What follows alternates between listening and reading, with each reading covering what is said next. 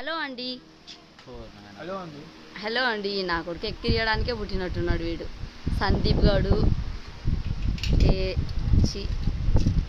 అజయ్, చందు. ఇది చూడండి పన్నీర్ కర్రీ. ఏమంటారా ఇది? ఏం రోటీ?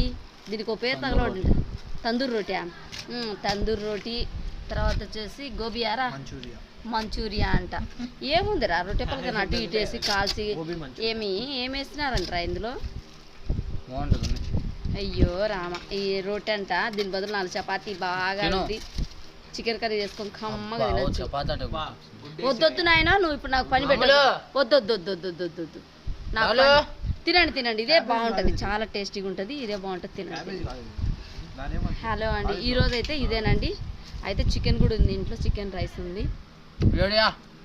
ఎవడియా ఏం రా నీకు? ఇక చూడండి ఇదే. రండి భోంచేద్దాం.